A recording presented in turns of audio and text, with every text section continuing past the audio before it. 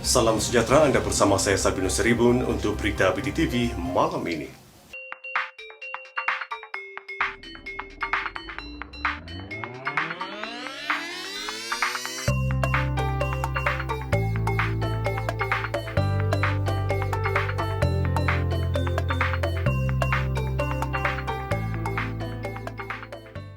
Malaysia mencatatkan 2 kematian akibat wabak COVID-19 hari ini di Johor dan Sarawak. Menteri Kesihatan Datuk Seri Dr. Adham Baba berkata seorang lelaki berusia 34 tahun yang juga peserta perhimpunan tabligh di Masjid Seri Petaling dan seorang lelaki berusia 60 tahun di Sarawak yang mempunyai sejarah penyakit kronik meninggal dunia ketika menerima rawatan di hospital. Sementara itu, Sabah merekodkan 25 kes baharu COVID-19 menjadikan jumlah keseluruhan kes di negeri ini meningkat kepada 82 kes hari ini.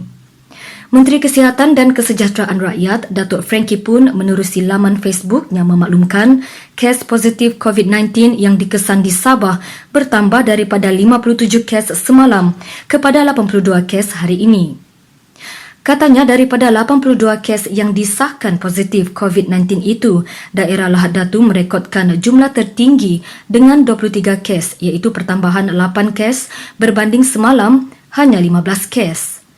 Diikuti dengan Tawau 16 kes atau tambahan 5 kes dan Kota Kinabalu 12 kes iaitu tambahan 3 kes. Manakala 5 kes masing-masing di Kinabatangan dan Sandakan, 4 kes masing-masing di Beaufort, Kunak, Sipitang dan Tuaran. Sementara 2 kes di Putatan dan 1 kes masing-masing di Kota Belud, Papar dan Semporna. Daerah Semporna merekodkan kes pertama hari ini. Untuk hari ini sebanyak 120 kes baharu positif COVID-19 direkodkan, termasuk 95 kes berkaitan kluster perhimpunan tabligh, yang menjadikan jumlah keseluruhan 673 kes termasuk 49 kes yang telah sembuh. Sehingga kini 12 kes dirawat di unit rawatan rapi yang memerlukan bantuan pernafasan, manakala 622 orang masih dirawat di hospital seluruh negara. Sebahagian besar kes baru ini berkaitan dengan kes kluster perhimpunan tabligh di Masjid Seri Petaling, Kuala Lumpur. Kerajaan Sabah telah mengaktifkan Jawatankuasa Bencana Negeri dan Daerah bagi menangani penularan wabak COVID-19 di negeri ini. Ketua Menteri Datuk Seri Panglima Haji Muhammad Syafiq bin Haji Abdal berkata beberapa langkah turut diambil membabitkan semua jabatan kerajaan negeri selaras dengan Perintah Kawalan Pergerakan yang dikeluarkan Kerajaan Persekutuan yang diumumkan Perdana Menteri Tan Sri Muhyiddin Yassin malam tadi. Kemasukan penduduk yang bukan berasal dari negeri Sabah, termasuk pelancong dan pelawat asing melalui pintu masuk udara, laut dan darat adalah tidak dibenarkan kecuali mendapat kelulusan khas daripada kerajaan negeri dan mempunyai pengesahan kesihatan yang membuktikan individu tersebut bebas daripada COVID-19. Semua acara rasmi kerajaan negeri dan berkepentingan kerajaan negeri adalah ditangguhkan dan dibatalkan, termasuklah pesta keamatan, pesta kalimaran dan lepa-lepa. Mufti Negeri juga telah mengambil ketetapan bahawa semua aktiviti di masjid dan surau di seluruh negeri Sabah termasuk solat Jumaat dan solat berjemaah tidak diadakan selama 10 hari mulai hari ini sehingga 26 Mac bagi operasi pembersihan dan penyakuman sebagai langkah keselamatan mengelakkan jangkitan. Semua ketua agama di setiap rumah ibadat seperti gereja, kuil, tokong di Sabah turut dinasihatkan melakukan operasi pembersihan dan penyakuman selama 10 hari mulai hari ini sehingga 26 Mac.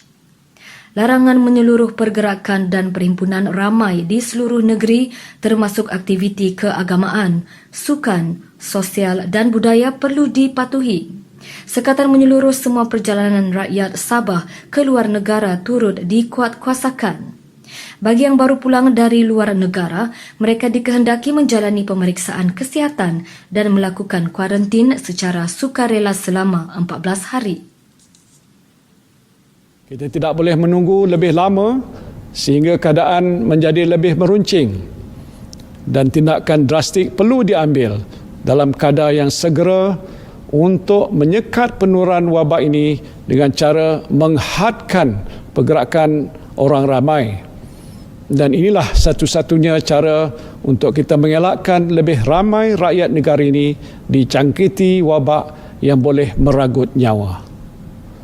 Saya harap saudara-saudari dapat bersabar menghadapi dugaan ini. Jangan panik, juga jangan rasa cemas dan sentiasalah bertenang. Saya percaya dengan langkah-langkah sekatan pergerakan yang dilaksanakan oleh kerajaan ini, kita mampu menyekat penularan wabak ini dalam masa yang terdekat. Beliau berkata pelaksanaan Perintah Kawalan Pergerakan itu adalah bagi menyekat penularan wabak COVID-19. Kerajaan juga memberi jaminan bekalan makanan, keperluan harian dan produk penjagaan kesihatan adalah mencukupi dan sentiasa dipantau Kementerian Perdagangan Dalam Negeri dan Hal Ehwal Pengguna.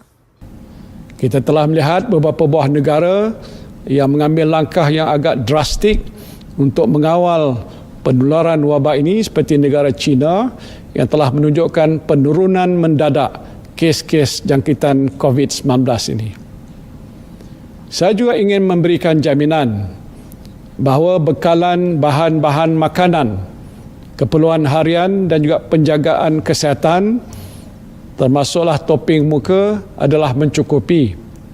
Saya telah pun mengarahkan Kementerian Perdagangan Dalam Negeri dan Hal Ehwal Pengguna agar sentiasa memantau situasi bekalan makanan dan keperluan harian di pasaran di sepanjang tempoh Perintah Kawalan Pergerakan ini berkuat kuasa. Saya merayu kepada saudara dan saudari agar sentiasa mematuhi Perintah Kawalan Pergerakan ini.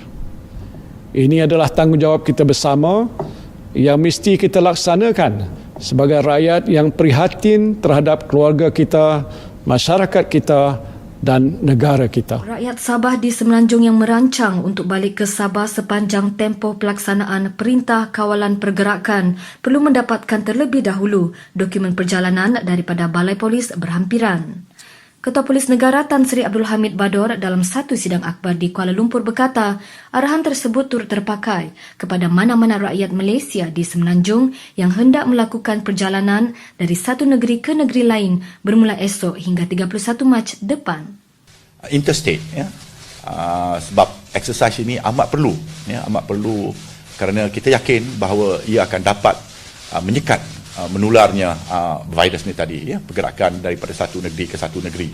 So apa yang perlu dibuat oleh orang ramai apabila timbul keperluan untuk mereka, misalnya yang tinggal di Kuala Lumpur ni untuk nak balik ke Perlis ke, atau nak balik ke Sabah ke misalnya ke, ataupun Sarawak ke misalnya, dia boleh memberitahu pada kita, ya, memaklumkan kepada Ketua Polis Balai terdekat mengenai hasratnya itu, dan kita akan berikan mereka satu dokumen yang menjelaskan bahawa pembawa dokumen ini telah pun memaklumkan kepada pihak polis bahawa ia perlu membuat perjalanan ini atas sebab-sebab sedemikian. Ya, so kita sedang menyediakan borang-borangnya untuk diapakan di semua balai, di 156 ibu pejabat polis daerah, dan seterusnya ada beratus-ratus lagi balai-balai polis. Persatuan Wartawan Sabah SJA menasihatkan pengamal media untuk tidak mengabaikan faktor keselamatan dan kesihatan diri ketika berhadapan dengan cabaran membuat liputan ketika ini. Presiden SJA, Datuk Maguntan Vanar berkata, aspek kesihatan seperti memakai topeng muka, membasuh tangan dan menggunakan alat sanitizer haruslah ditingkatkan dari semasa ke semasa bagi mengelakkan sebarang insiden tidak diingini. Ini memandangkan wartawan, juru gambar dan juru kamera terdedah dengan penularan wabak COVID-19 ketika bertugas di lapangan. Katanya, seiring tugas wartawan yang mencabar, institusi komunikasi dan penyiaran adalah berkecuali dalam sektor yang direhatkan sepanjang tempoh Perintah Kawalan Pergerakan. Tambah beliau lagi, pihak berwajib juga diminta untuk bekerjasama dengan baik kepada pengamal media bagi mengemaskini status terkini mengenai senario semasa COVID-19 untuk dihebarkan secara telus kepada rakyat jelata. Panglima Angkatan Tentera Malaysia Jeneral Tan Sri Effendi Buang berkata, penugasan untuk pelaksanaan Perintah Kawalan Pergerakan tidak melibatkan anggota tentera, sebaliknya melibatkan polis diraja Malaysia. Pengumuman perintah itu juga tidak akan menjejaskan operasi serta penugasan pegawai dan anggota di sempadan serta perairan negara. Memasuki hari terakhir sebelum perintah kawalan pergerakan berkuat kuasa bermula esok, pasaraya di sekitar pusat bandaraya Kota Kinabalu sesak dengan pelanggan yang mula membeli bekalan barangan keperluan harian. Kaki tangan Batara Seputatan Jabiri Hasni menyifatkan situasi sekarang agak mengejutkan kerana tidak pernah beliau melihat seorang pelanggan membeli barangan sehingga 2 troli sekaligus. Katanya sejak semalam orang ramai mula membeli barangan dalam kuantiti yang banyak seperti beras, gula, minyak masak dan makanan tin. Bagaimanapun bekalan barangan keperluan harian di Bataras Hypermarket masih mencukupi bagi menampung permintaan yang meningkat. Menurutnya bekalan beras juga terpaksa ditambah berikutan pembelian di luar jangkaan daripada pelanggan.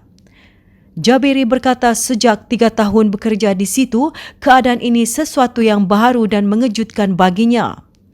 Musim perayaan seperti Hari Raya Aidilfitri juga tidak sebegini ramai dan sejak awal pagi, ramai pelanggan mula membeli barangan keperluan. Saya jangka malam ini lebih ramai katanya ketika ditemui Borneo Today TV.